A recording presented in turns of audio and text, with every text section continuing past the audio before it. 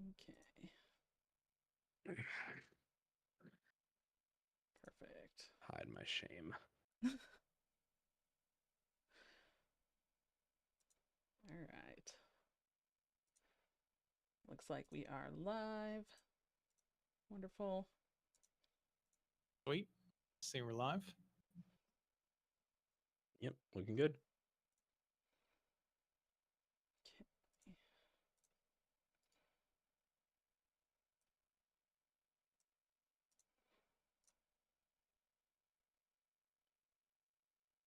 All right. She's still chewing on stuff. Yep. Trying to distract her with a toy.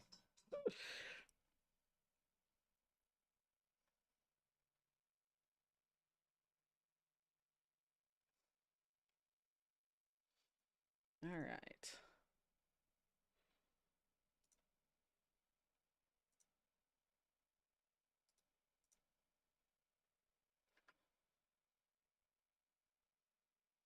Oh boy. It squeaks. The squeaky dog toy. Once she figures it out, it's over.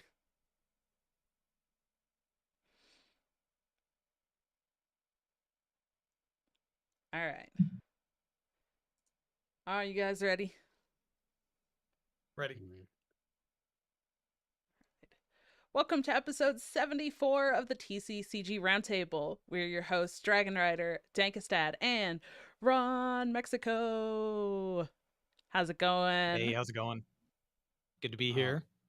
You might hear some squeaks occasionally in the background. If you do, it's probably coming from my microphone. I'm looking after my parents' dog for the next few weeks. Oh. And yeah, she's in the room with me here, currently occupied. How you doing, Dankest? Just if you're wondering. I'm doing great. Because usually when we're doing this show, we're celebrating Friday, but it's not even Friday today. This week is like Super Friday. Because at least it is a nice Martin Luther King Day weekend for me, so I'll be enjoying my 3 days off. Hell Nice. yeah. Yes. And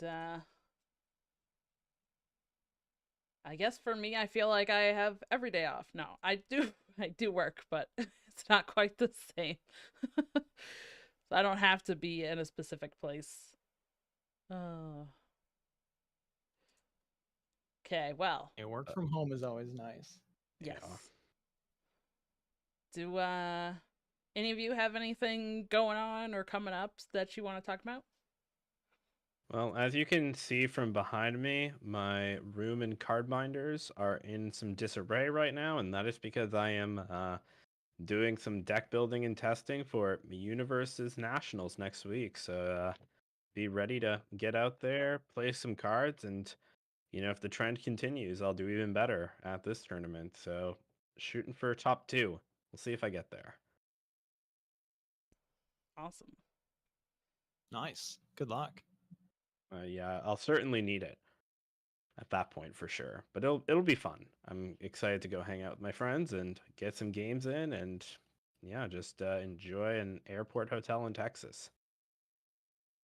So away I go. How about you guys? I got my hands full looking after a dog for the next 5 weeks. She's a 10-month-old puppy, so it should be interesting. While my parents are out working on a cruise, doing a whole like lecture circuit type deal, and getting a free cruise out of the bargain, which is pretty sweet for them. And she's very sweet. She's very cute. So it shouldn't be too bad. But she's definitely a handful and super high energy. So it'll be an adventure. We'll see how it goes. Very nice. Well, as for me, I can say one thing I have been working on is getting our backlog of audio versions of the show uploaded. So For those who watch the show on YouTube or listen to the show on YouTube, greatly appreciate that. If you are somebody who really does prefer to listen to your podcasts via like your audio podcast catchers and stuff, I am working on getting that backlog all caught up, so you will have those available. So if you are somebody that watches that or gets notifications about it, you'll probably be getting quite a few notifications over the next week or so, 2 weeks maybe, as I get all of those kind of dumped onto those audio catchers. So yeah, excited to get those caught up and hope to be able to get all of those episodes into everybody's ears, because we've had some really good episodes and really good discussions and stuff. So definitely don't want anybody who would otherwise listen to not have those. So that's exciting. Absolutely. A random email came into our email box, actually, and I was looking at it and I was like, what is this?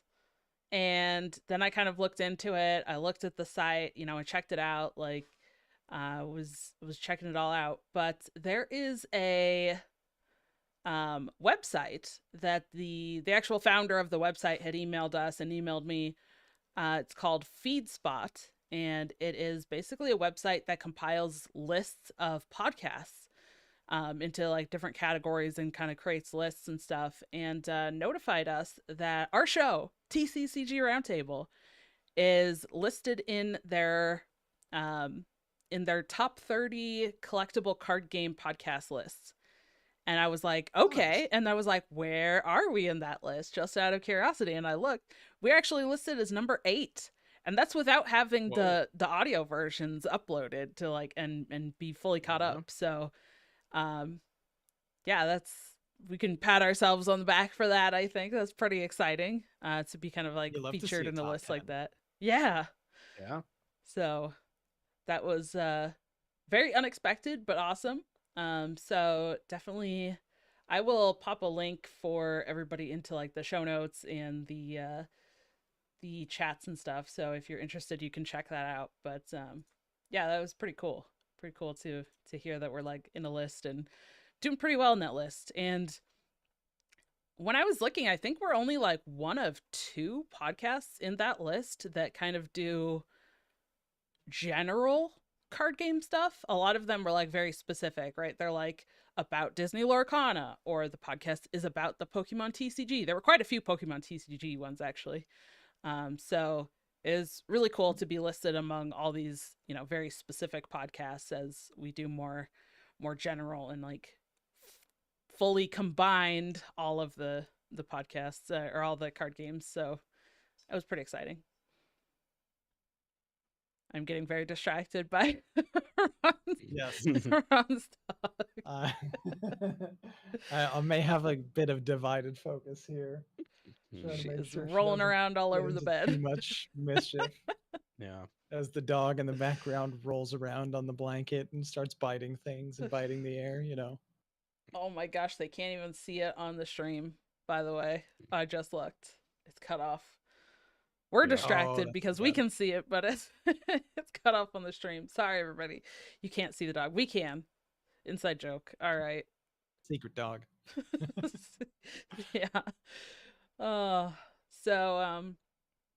yeah, that's kind of what's been going on for me and the podcast. I do have one other piece of exciting news that I think we'll talk about in a minute when we get to that game. But let's jump into some news. I know some of this we kind of already covered last week, so I'll go through a little bit of this like super fast. But the Gundam Card Game was announced late last year and has revealed their release date for the 4 starter decks, which will be coming on July 11th of this year, so July 11th, 2025. For Flesh and Blood, the Hunted set is coming soon, and they actually have their world premiere in Prague today, which is probably either in progress or potentially ending because of the time difference.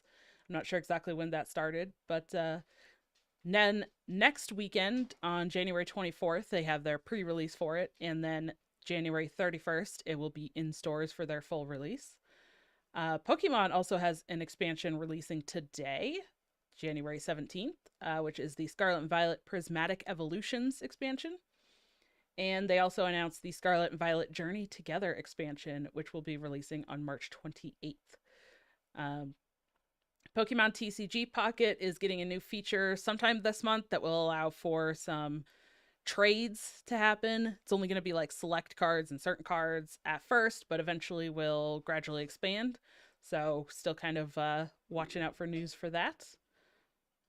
The Wild Hearts Kickstarter is in full swing. It will run until January 29th. So if you are interested in getting into the Wild Hearts TCG that Dankest and I especially have talked a lot about, we've showcased cards, we've interviewed the devs on this show. If you want to support that, definitely check it out, and you'll be getting your product by the end of March. So very, very fast turnaround. And then the last piece of news I have here before I let Ron take over on the Hearthstone news is the Star Wars Unlimited Jump to Lightspeed 4th set is coming March 14th, and reveals are starting up. They are going to be releasing a Carbonite Edition booster pack that will launch alongside that expansion, which will contain variants of cards, so it's like a collector's kind of item. But the very exciting news that I alluded to a minute ago was that I will be getting, or I have, a couple of cards that I will be revealing next Friday for that Jump to Lightspeed set. So very, very excited and thankful again to the team over there to give me some cards to reveal. So definitely excited to showcase those, and I'm sure we'll talk about those. I plan on releasing my video right before our show, or a little bit before our show, so we can talk about them on the show as well. So very excited for that. All right, Ron, Excellent. what do we have for Hearthstone?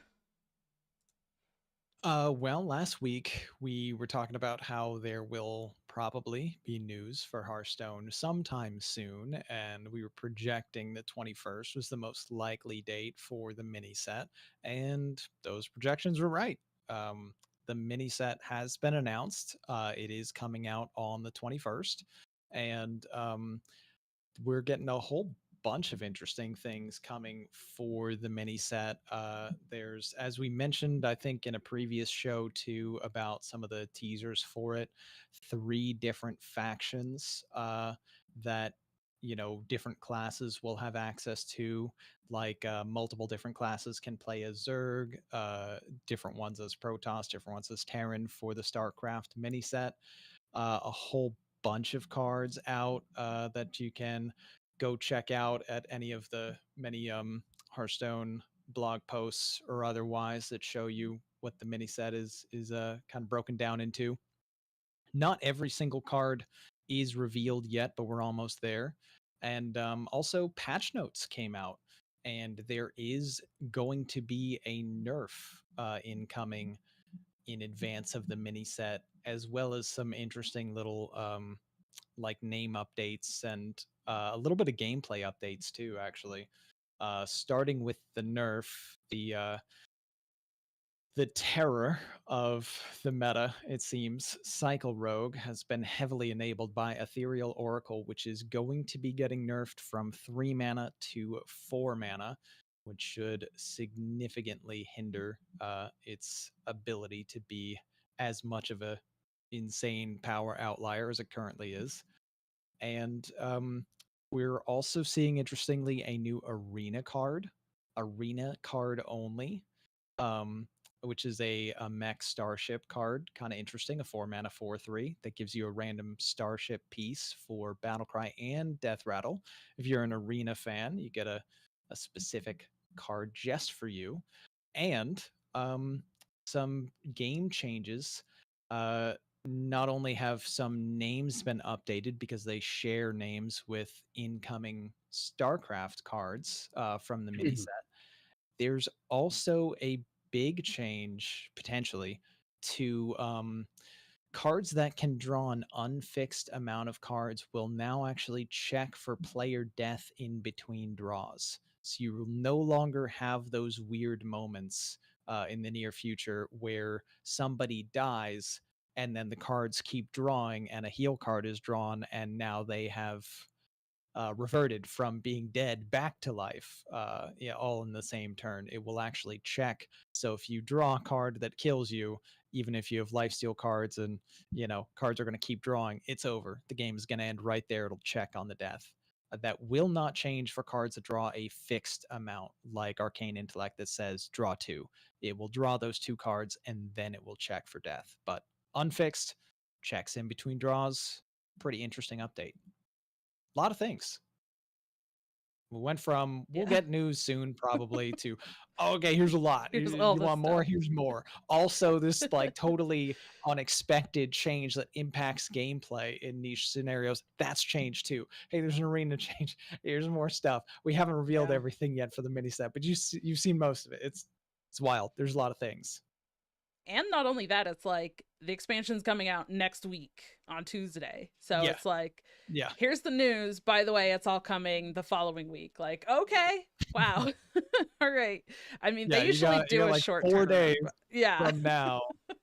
And like the patch notes just came out today. So, hey, big news, 4 days from today. You already know that the mini set's launching, but also here are all these additional things that are happening. It's intense.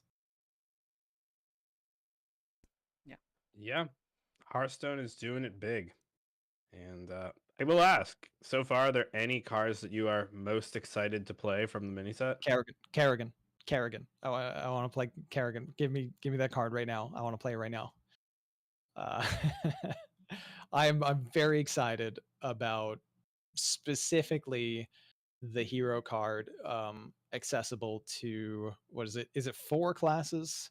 Hunter, Death Knight, Demon Hunter, and Warlock. I know Demon Hunter and Warlock are hard to remember these days, but understandable. We don't really see a lot of Demon Hunter and Warlock in the meta at the moment, but it could change. Kerrigan's a very interesting card with a lot of things happening in it. 7 mana hero card, so you gain the 5 armor, of course, when you play it. Its Battle Cry does an AoE effect. It deals 3 damage to all enemies, so of course that includes dealing face damage. It summons a couple of 2/5s that are not just ordinary 2/5s. They give you a minion that randomly transforms in hand to any random Zerg minion, so a whole wide range of things. And it changes your hero power into dealing 3 damage randomly split among all enemies, which is improved by each Zerg minion that you have on the board. So that can get out of control pretty fast. Just a really powerful card for 7 mana. Like a lot of things piled into that one card. I think it could easily be a standalone card without any real Zerg support. But the more Zerg support you have, of course, the stronger it will get with its battle cry or with its hero power effect. But I cannot wait to play that card. Kerrigan's been one of my favorite characters in any Blizzard property for a long time. So pretty sweet. Nice. I don't know if dragonrider has any thoughts on Kerrigan or StarCraft things in general. I don't know if she like named her pets anything like relating to StarCraft, anything like that. Who knows? Yeah, who knows? Just 4 of our animals were named after StarCraft characters or units. Because we actually have Reaper, which was ironically, it actually did come from StarCraft. It was a StarCraft unit. But then Overwatch came out and then they named a character Reaper. So then it was kind of like, oh, this fits both Overwatch and StarCraft. But we also had have Ghost, which is also another unit.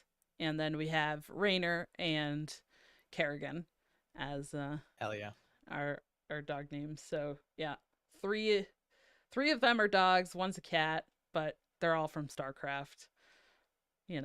Speaking of Ghost, that's another mini set card that has sparked a lot of discussion.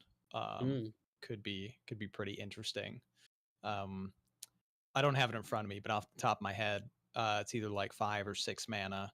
4 mana, 6/2 stealth. Oh, it's a 6 attack. Okay, 4 mana, 6/2. That's what it is.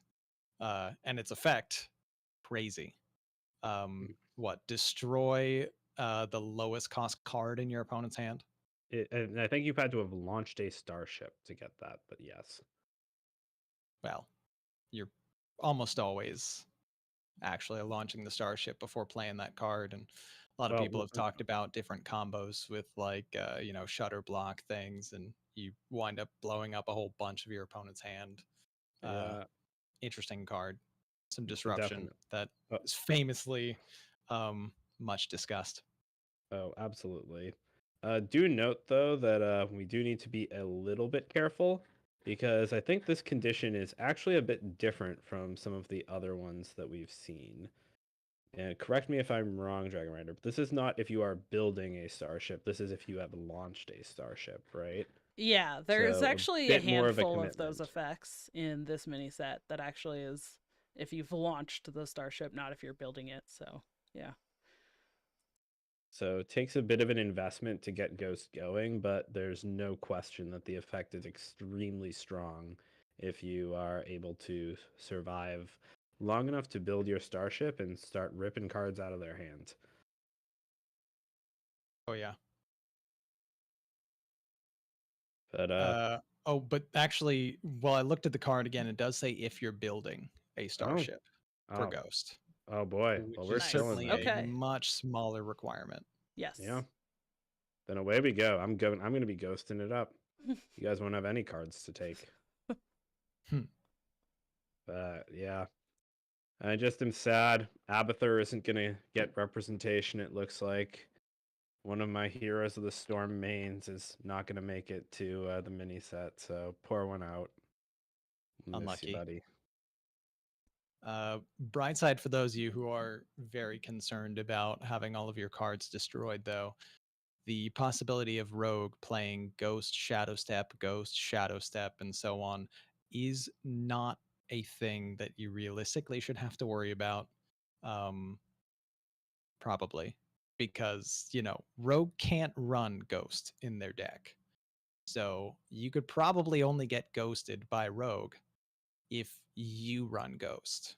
And then they, play Bob and steal it and then Shadow Step it a bunch of times or something, and also had a starship that they were building or a starship piece that died. So, it's a lot of things. Probably won't. Quick draw, Benevolent Banker, and bye-bye. It'll work out. It's so good. Yeah. It's a Starship Rogue, obviously, so it would be running Quick Draw anyway. They immediately hit Banker. They immediately take your Ghost, and then they go Ghost Step, Ghost, and then you cry. I am detecting no lies. That just sounds consistent, reliable. What could go wrong? It will certainly happen to someone, and that someone may very well make a Reddit post about it. Yeah, it could happen to somebody here. No, I wouldn't make a Reddit post about it. I don't go there. But I do see it happening to me. I can see that happening for sure. Well, all right. Any other competitive announcements we want to discuss? I already gave my own update about Universes next week. US Nationals, European Nationals are actually underway right now. So they are probably just wrapping up their day one. So it'll be interesting to see how that meta shapes up and if it gives us a preview for next week. And of course, we have Star Wars Planetary Qualifiers coming too. And Dawn, you're going to play, aren't you? That's what I heard. Word on the street. Yeah. I'm definitely going to be trying. I don't know how well I'll do, but I'm planning on giving it a shot in mid-February. So I'll be traveling to one, and we'll see how it goes. But I'm excited. Yeah, well, I know I will be rooting for you, and I'm pretty sure you're gonna do well. That's my gut feeling. Thanks. I believe it. All right. Now that we get to the good stuff, right? The best What are we stuff. talking about today? What's our real show topic? All right. Yes, our topic today is what we're calling the art of the comeback, turning the game around. So this is this is interesting because I think it's something that we've all experienced. We've all, had games where like it either started off terribly and then we ended up actually winning the game because we kind of, made steps to give ourselves the best possible outs and the best plays that we could with what we had. Or maybe something happened mid-game or the draws started going very poorly and then we kind of got behind. We had to turn it around. Or we've seen it happen from the other side where it started badly on the other side and then they ended up turning it around and winning and we lost, even though it felt like we were ahead for at least part of the game. So we definitely want to talk about a couple of things, but I want to start by asking first, do either of you have any like memorable games or like stories that you can share that kind of showcase this, like either coming back while you were behind or vice versa, like maybe that you felt ahead and then your opponent was able to come from behind and win? Well, I can say I've told it a lot. If you were listening a few weeks ago when we were having our New Year's episode, I said one of my proudest moments last year was actually a comeback in one of my Universes games at my last big regional tournament, where I got put to 1 health on turn 3 of the game, and I managed to claw my way back and deck out my opponent about 20 turns each later.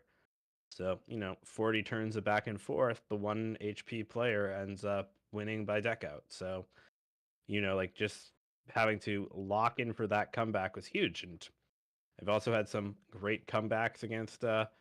RonMexico here himself. Don't look at our overall record for Hearthstone, but there's a certain trio series where, there was just one very improbable line that could have led to a win for my teammates and I, and wasn't as improbable as we thought, I guess. It sure did Yeah, happen. trust.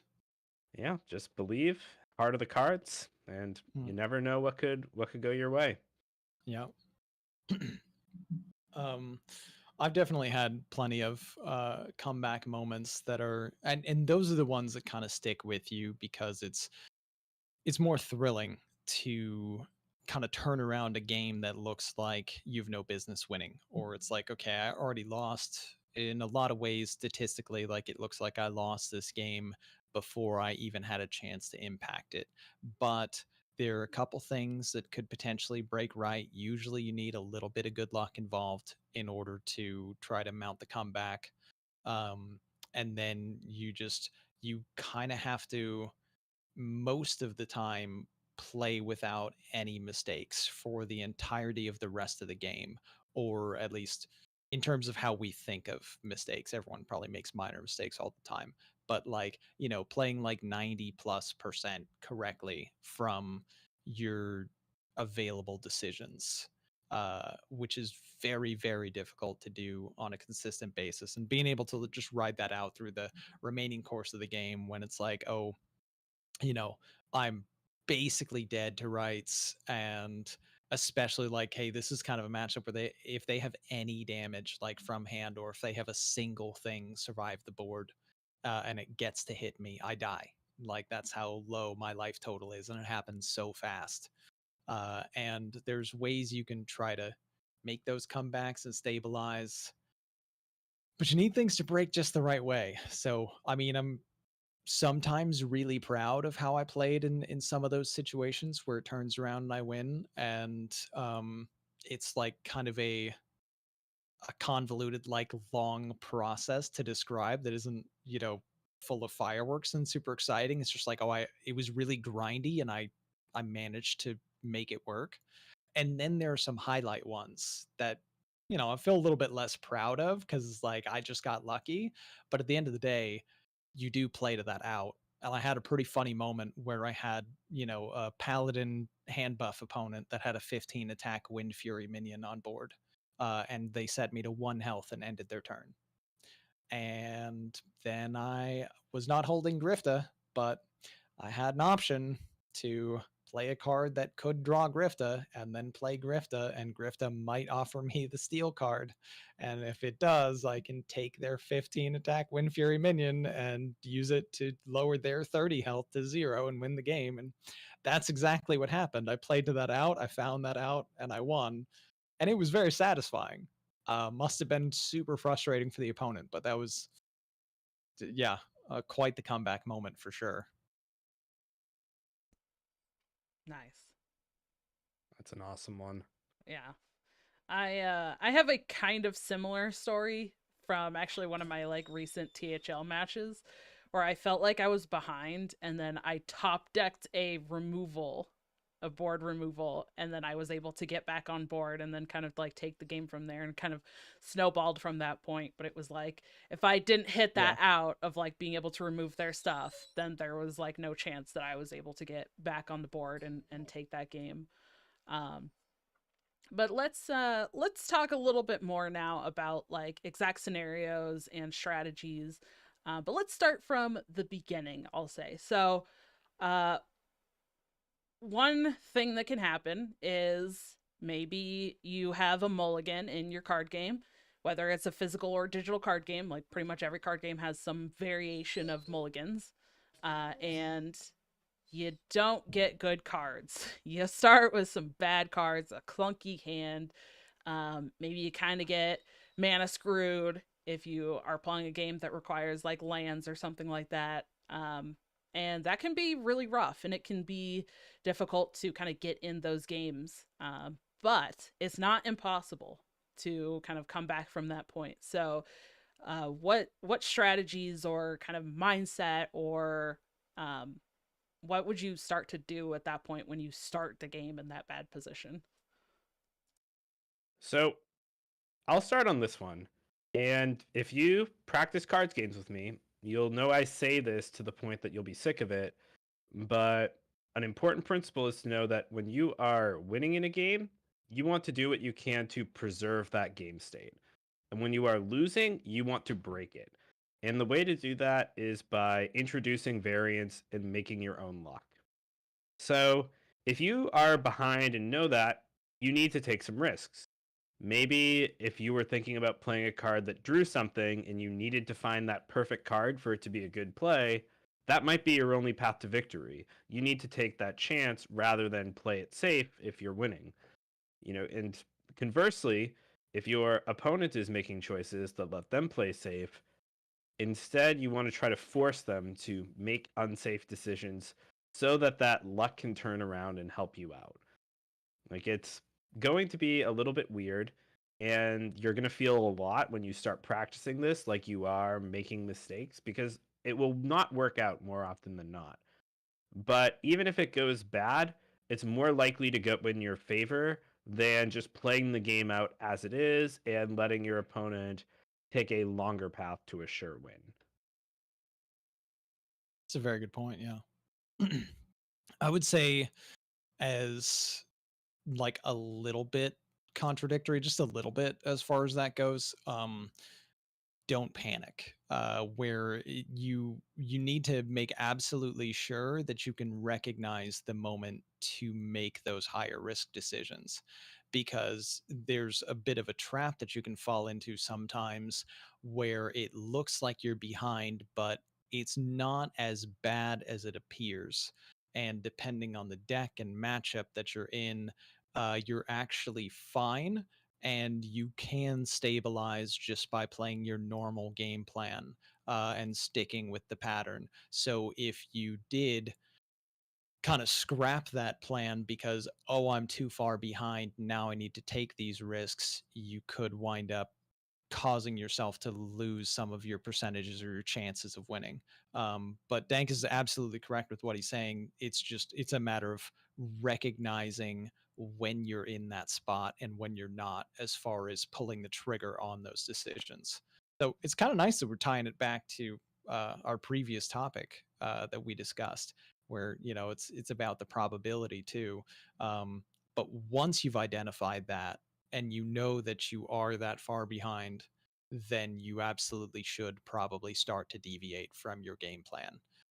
But stay calm, stay centered in your approach to what's happening in the game, and don't let uh, the specific game state overly influence your logical decision making with what needs to be done in this moment in order to give yourself the best chance of success. That's a great point. Yeah, I feel like for me, it's not only recognizing like the game state itself, but also recognizing that not every game is going to give you the perfect draws, the perfect curve that you need. It's not going to give you the land or the resources that you might need. And you're going to have to use, your different strategies that you've learned or, gotten better at over time and determining, okay, this is not like the ideal setup for what my deck is trying to do, or this is not ideal for this matchup if you have even more in-depth, knowledge and experience. Um, but then you kind of take the, okay, this is what my deck, my hand has given me this game. What are the best options that I can do with what I have right now? And not just say, well, it's over because I didn't get the things that I needed. Like, maybe it is, but also Right. sometimes there are things that you can do. Kind of like Ron was saying, right? Like sometimes you can still end up doing at least some of your game plan, or making some plays that might actually be good, but it doesn't necessarily always feel like you have that good stuff. So um, that's kind of like what my mind goes to first is like, okay, what is the best that I can do with what I have, and not what I would want or expect that I should get in the game, because that's part of card games, right? Is that variance in the draws and what you get. So every game is going to be a little different like that. It's not always going to be like cookie cutter, always exactly the same. So you got to figure out, okay, I didn't get the kind of cookie cutter-esque picture perfect stuff that I wanted. What can I do with what I have instead? I just wanted to play my 1 mana card on turn 1 and my 2 mana card on turn 2 and my 3 mana card on turn 3, and I didn't draw any of them, and now I'm conceding. This is unbelievable. I hate this game. On to the next. You could do that too. You could. But I feel like there are lessons to be learned from actually sticking it out and trying to figure out how to play from behind. And I think even some of the like top players in any card game, right? If you look, we've even interviewed some, and they've said something very similar, right? Is like learning how to play the kind of array of games that you get, and not just when things are good. Sorry, my dog just locked herself in the bathroom and shut the door, if you all heard that. Nice. But, if you can actually learn how to play what cards are given to you and manage those different scenarios, and not just always like, oh, this is how it should be, but rather play with how it is, then you become a better player over time, and you'll be able to manage a bigger array of scenarios and potentially even RNG based on the game you're playing. I don't, each game has its own level of random effects, but you'll be able to manage those and recognize that better and faster if you can kind of get better at playing from behind and playing when you don't have those best case scenario cards. Absolutely.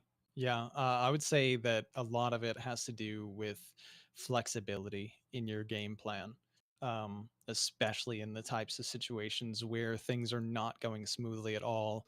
You drew poorly, you're pretty far behind, your opponent is sometimes creating overwhelming pressure if you happen to be like a deck that needs to survive against that. Sometimes they're stacking up an overwhelming amount of extra life or resources, and you're a faster deck that is drawing slow. And okay, with the amount of things that they've done for the first 3-4 turns, I've done the complete opposite of pressure them and threaten that I'm going to end the game in the next 2 turns. This game has no chance of ending until, 4, 5, 6 turns down the road. So I need to find some other route to pursue in order to try to make this work. And I think you can see that a lot of times with players, if especially if you see somebody like streaming and they're talking about what they're going to do, and something they planned on is like that they've they've maybe said they're about to do, and then their opponent plays something while they're like behind, and they're like, oh, okay, nope, can't do that anymore. Got to go with something else. And it usually involves like trying to use discover effects or draw effects or something else to dig for the appropriate response to what you just saw, because you had a plan for the current state of the game being behind, and then that worsened. So now you have to adjust to that plan that was already a compromise to find a different compromise. You're just looking at, okay, well, realistically, maybe I had a 30% chance of winning the game from this board state. Now it's 20. It just dropped to 20. Okay, and this plan was probably fine in the 30% of times that I win, but it's really not anymore in the 20% of times I win from this spot. So now I need to pivot to this other plan. But being able to recognize that happening in real time and adjust that strategy on the fly is what's going to probably give you the best chance to actually pull off that comeback. Keep in mind, it is improbable. That's why it's called a comeback. Like, you're probably supposed to lose this game the way it's played out, but you can do everything in your power to give yourself the best possible chance. And some of the time it's going to work out, and it feels pretty rewarding when it does. Yeah. And, like, if you have seen Infinity War, right? You have Doctor Strange saying that he foresaw 14 million and 65 timelines. You don't have to see that many, but that's sort of the skill you have to work on, where you're looking for, of all the ways this game can play out, what are the number of them that lead to me winning, and how do I steer it to that point? And like, better players will be looking many turns ahead, or just have the experience to know. Because if you're in a situation on turn 6 and you're trying to figure out if on turn 8 you could be winning the game or not, if you're not experienced with the decks or the matchup, say you're playing against Wheellock and you say, if they play Wheel on 8, how do I win the game? If you haven't played the matchup much, you might not know the answer to that question. And if you don't know what to do on turn 8 if they play the Wheel, that's a problem that you need to solve. You have to spend some brain power, try to think through and figure out what your win condition is and how you play to it. But if you are someone who's really experienced, like a Pocket Train or a Yarla or someone like that, they've seen this game dozens of times. They know what happens when that wheel comes down on 8. And instead of thinking about what would they do in that spot, they can instead look even earlier and say on turn 3, how do I steer the game to this turn 6 situation? Or in that situation that I would be in, if I were to get there, what would happen then if I got to turn 8? And, like, once you've played a matchup even more than that, just from the opening hand, you can get a really good idea of which pathways the game can go in broad strokes. And like, it'll make you feel better as a player. Like, you'll have mulligans too, where you're keeping cards that in the aggregate might not seem great, but you know that keeping this bad card means that in the matchups where they have their high roll, you have an answer, and that can turn that sure loss if you're just playing for your normal game plan into an eventual win a small percentage of the time. And like, it's a skill that will change and evolve with every meta, every patch, but the best players are putting in the time and at the very least thinking about these problems and working them out. I like your point about Endgame too. Man, Thanos was robbed. Those Avengers were crazy high rollers, like It's true. unbelievable. It's true. Curse of Flesh Spikes the every most time. ridiculous out. hmm Their prison gets Curse of Flesh. Thanos can't play anything, and then we beat him. It's so easy, Yeah, right? unreal. All right. So, So and what? then Go ahead. you go ahead, Don. I'm sorry. No, Just like my work calls. Go ahead. you're good. Okay, so what is the, I don't want to say like the best strategy, but what is a strategy that people can actually use? Like, what is something that they can take away from this conversation and actually go put into action on how to recognize these points? Like, you know, I know we've kind of talked a couple times about like in specific matchups and if you've played the matchup enough, but what if they're not at that point? Like if they haven't, or they're just kind of starting this journey of like learning how to get better and recognizing these things. Like, do you guys have any pieces of advice on what they can actually do to start recognizing these things? Yes. So, very actionable approach to this is go play a game of Hearthstone.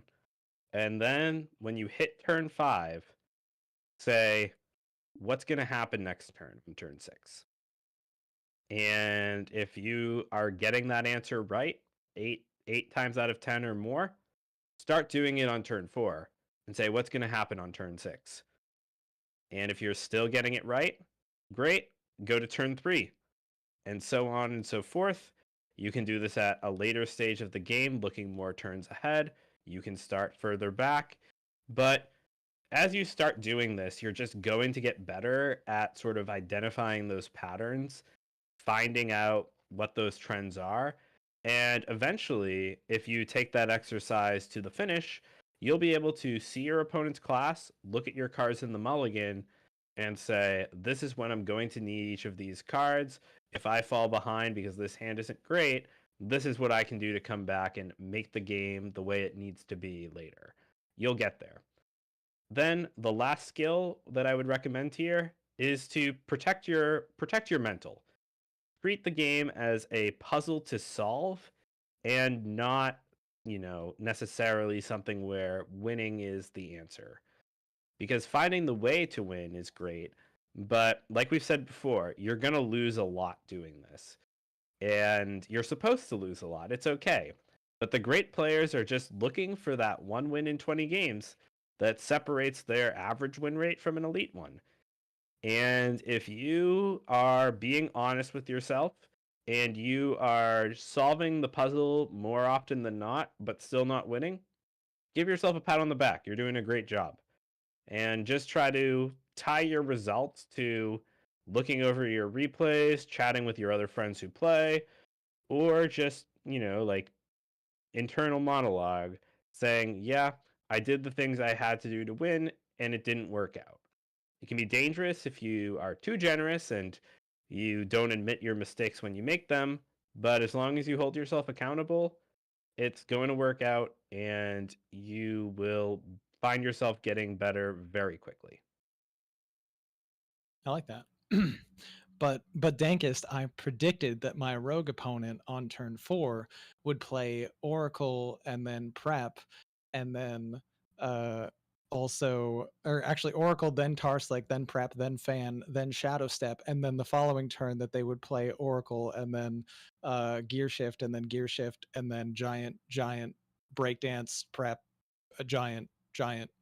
So And that's unfortunate. they did it, and I still lost. What am I supposed to do? Well, that play this puzzle has missing pieces. That play cost 5 mana, and they only had 4, so I don't see how you could end up in that situation. I said their follow-up turn after the turn 4. The turn 4 was a setup for the turn 5. Oh, no. The turn 4 cost 5 mana. Haven't you read the patch notes? Come on. Oh, yeah, okay. You're right. You're living in the 21st of January and on. My bad. Yeah, sorry. Plan B is complain on Twitter. I don't advise that one as much, but we have seen it gets results, so take that at your own risk. I mean, I just complain at all times, even before the game starts. I complain about that play happening, and then that play happens, and I complain during the play, and then when the next play happens, I complain during that one, then I complain after, and then I complain days later about it too. Yeah, this is a strategy that I've developed. Yeah, the people who are doing that though, really, they are not doing that hold themselves accountable thing that I mentioned. So, they can complain on Twitter, but you know that they are going to stay where they are, no matter how far along they are, and, don't let that get to you.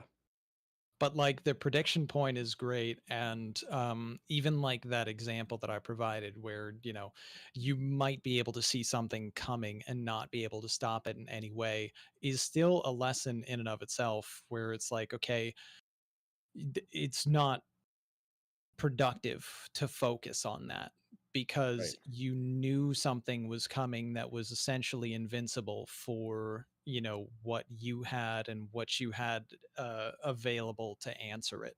So your only answer to something like that is, boy, I sure hope they don't have that and Yep. are able to do it. Because Right. if they do, then I lose. And you can predict it and you can see it coming. But it's important not to get caught up on focusing on that when it's impossible to have done anything. You focus on what you can control in that situation and then you move on to the next. So when something like that happens, like, okay, yeah, well, I lost, on to the next game.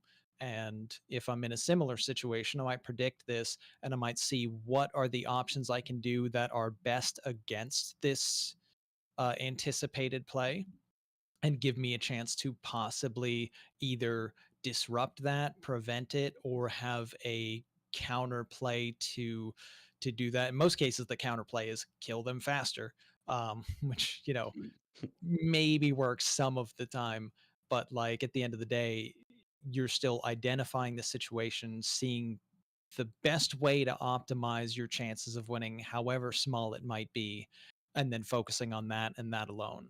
Um, and then you just have to drop it and move on to the next Yep. situation where, hey, at the end of the day, these are marginal scenarios where you can win. And it's a lot less important when you're playing on ladder or something, or maybe just playing some games for fun or trying to climb a little bit than it is in a tournament situation. So you don't need to expend extra brain power or anything else or frustration trying your damnedest to win a game that you can't win. Um, but if you have some other competitive aspirations, it might be worth it to exhaust all possibilities because even though this game doesn't matter, it gets you more comfortable for that type of situation in a different game that would, for instance, like a tournament later on. Right. And then you have some experience with that. You're like, okay, I know what's coming and I know these are the things that I can beat and these are the things that I can't. Which direction do I need to go? Because that also identifies a different aspect of strategy that doesn't really cover the comeback topic like we're talking about today, but where there are moments where you have to say, if they have this, I can't possibly beat it. Therefore, my best play is to assume they don't have it. Because if Right. I do a play that tries to do its best against this, it's still only going to win a portion of the time. And that takes away my chances of winning by saying they don't have this play. So I can do the more straightforward play that's better for me in every scenario except for the one where they blow me out of the game. Yeah. And just to put a little bit of context on that don't give up part, there it does matter a lot which game you're playing and what situation you're in. So if you Yes. are playing Hearthstone in a competitive setting, you really never should give up. And, maybe your opponent is actually swinging for lethal and they've spotted it. Sure, you can concede. But if a game is looking very, very bad, in most tournaments, there's not a clock. There's no reason to concede. And sometimes your opponent will draw that one Frost Plague in their deck every turn for 3 turns, not be able to win with Nature Shaman and lose. It happens. That's a real situation. Look it up. You can play toward that out and it costs you nothing. But if we're, playing a different game like Magic the Gathering, and you are a control deck playing against an aggro deck, and it's looking really bad. You know that that you kind of stabilize with 1 health. You know they have 4 cards in hand. They're going to be able to draw some more. You know they have direct damage. You can't stop it. Maybe you should concede because you need time to win 2 games to win that match. And more often than not, you're playing on a timer. And, it's still the same principle, but you're trying to find the path not just in which you win the game, but in these other card games, the path to winning or getting the best possible result in a match. So, that's a bit of a meta aspect that you won't have in a digital game like Hearthstone, but if you were playing Runeterra in its heyday, or you play Magic, Pokemon, Lorcana, Yu-Gi-Oh, Universes, One Piece, whatever other physical game, knowing the rules and format of the tournament that you're playing in and what you need to do within the rules, of course, to win any given game is really important. That is in and of itself still a comeback too. Doesn't Right. necessarily mean you're talking about the one game. You might be now down one game, but it's a best of three, and it's like, well, now your back's against the wall. So yeah, it's always context based, and it's identifying your best chance of success within a particular situation. And sometimes that might be leave now to save time on the other two games that you have a better chance of winning Right, because that time because is there's a like, clock. yep, Yeah. time's a resource, just like your life total, cards in hand. It is something that you have to manage and spend, which, well, a little unfortunate because it's not part of the game per se. It is, an aspect of the competitive structure, and if you're looking to succeed, you need to know how to use it to your advantage. Yeah. Yeah. And to the never concede point, at least as far as like Hearthstone is concerned, I think in a technical sense, yes, that makes perfect sense. As long as you know that you still have outs that you can play for, however long shot they might necessarily be, and also that you know that you are mentally able to withstand that and not have that erode your other plays in future games, for instance, like in a tournament. If this is just one singular game, you can throw all that out the window as far as this discussion is concerned. But when it's like a multi-game match, and it's totally fine if you happen to be the kind of person that gets a little bit more emotional about the game as it's happening, and you know that this is going to affect you in a negative way if you play out the next 6 to 8 turns knowing that you have about a 5% chance of success. That Yep. 5% is probably not happening. And if it is going to hurt your percentages in the other games because of how long you have to sit there in despair waiting for like I don't know, 4 consecutive unlikely things to happen that all go in your favor in order to win, then it is totally okay to just move on. But that's a know yourself type of situation, because if you can mentally withstand it, don't throw away Right. the non-zero chance. Right. And in the moment, of course, like if it's going to hurt Mhm. you for the tournament, give up, but that is another avenue for improvement. If you can figure out how to improve your mentality and last longer in those situations, in the long run, it pays off. Yeah. And that comes naturally with practice, and you just kind of get numb to it at a point. You see them go 1, 2, 3, 4, and you say, ah, yes, and you move on. But, like, just try to take the situation less personally, I guess. Like, it's not as much as we want to be. We are not the main character in our lives or of these tournaments. Bad things happen to good players, or to me, one of the two. But you can just see if you can accept it and move on. And if you can't, really ask yourself, what am I really upset about? Am I upset about the outcome? Do I feel like something happened to me that I didn't deserve? And, it you might figure something out about yourself, if not the game. So, yeah, just take all that like indicator that you have a place that you can gain win rate in, and put in whatever work it takes for you to gain it. Yeah, I think for me, one more point that I want to make too is that talking about like strategies and action points and like what people can do, definitely in the moment and like focusing on your mindset and all of that is important. But I think sometimes it can be really hard to build up that skill in the moment, or it can feel like it takes a long time. And this is where going back and actually reviewing your games. So whether you have, if it's Hearthstone and you have like Deck Tracker, Hearthstone Deck Tracker, or Firestone or something, and you can watch a replay, or if you're playing a physical game, if it's jotting notes or something during and then kind of going back and reviewing your notes, or if it's, you know, even physically recording, take out your phone and like record yourself playing the game or something so that you can actually go back and review it. What I have found is that oftentimes when I have been going through a review and I feel like that's the point I got behind in the game, or that's the point when my opponent, like, you know, really had the best play and I got behind, usually actually 2 or 3 turns earlier that I started snowballing to be able to put my opponent in that good position.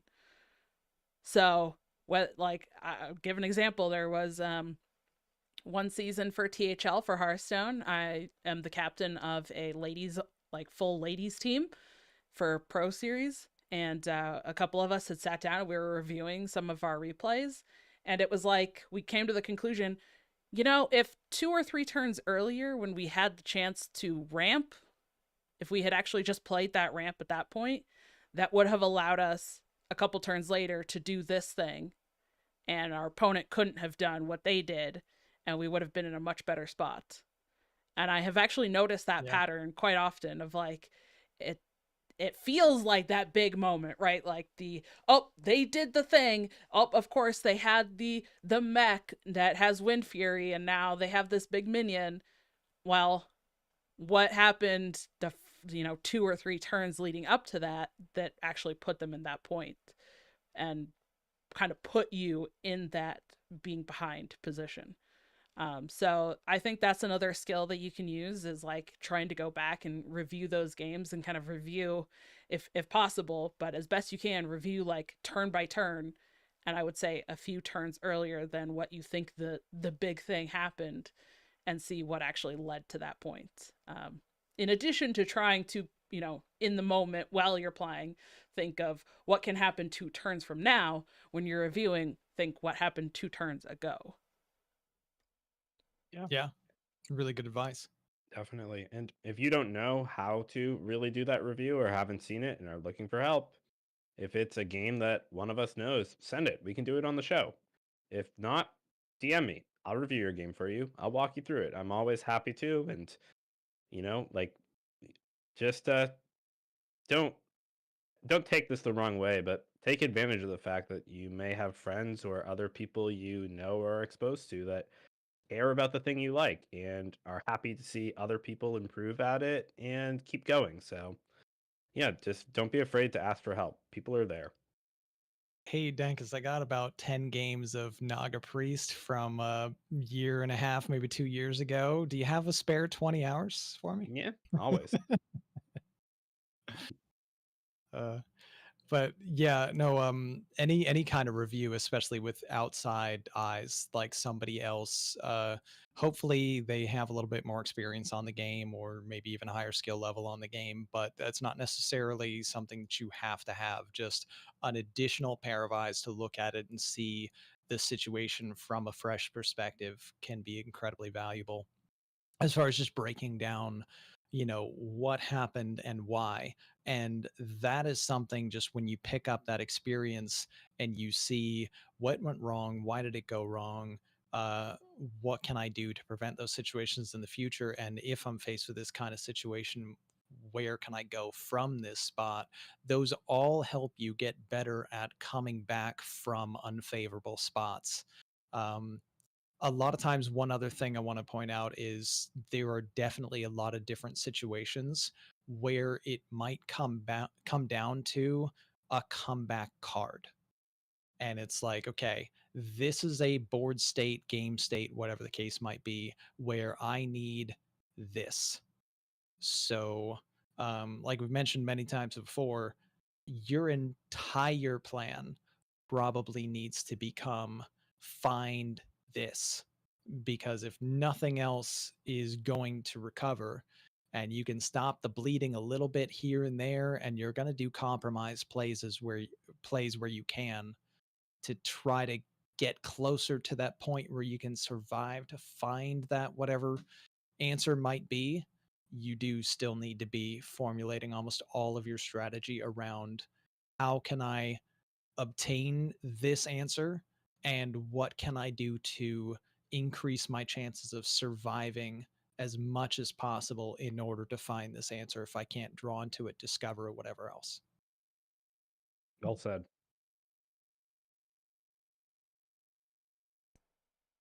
All right. So, any other last words we want to have on the art of the comeback? Uh, anything else that would, make Andy Dwyer proud? I heard that character loves a good comeback story. Anybody? No? All right. Well, thanks This is for a good joining Parks us. and Rec reference. Yes. The classic not deep cut at all to a deleted scene. Everyone knows this. But Nice. thank you for joining us this week. And if you or someone you know would be interested in joining us, please reach out. Send us your replays. You can email us at tccgroundtable@protonmail.com. Follow us on Twitter. Use our top pinned tweet for a link to our Discord, or use the description in the show notes. You can check out our video version at youtube.com/c/dragonrider And even more so now than ever, you can find us everywhere. You can find audio podcast. If you want some AFG swag or some show swag, you can check out our merch. You can check out Amberflight Gaming on Twitter. And of course, we have our Ink Gaming affiliate if you want some playmats like these ones behind me here. You can find me on Blue Sky as DankestDad. You can find me on YouTube as DankestDad, Discord as DankestDad, and on Twitch as DankestDad CCG. Ron, where can we find you? You can find me on Twitter at Ron_HS, and you can find me streaming Hearthstone on Twitch Monday through Friday, right around 7 p.m. Eastern is when I typically go live, and that is at RonMexico HS. Dragonrider, how about you? You can find me on Twitter at DawnieDK, DAWNIEDK. You can find me on Twitch, YouTube, Blue Sky, and Instagram. I'm going to be trying to work on some Instagram stuff. Dragonrider TCCG. And you can hear me talking all things standard Hearthstone specifically on the Dr. 3HS podcast every week. All right. Excellent. So that'll do it for the show today. Thank you, and we'll see you at the roundtable.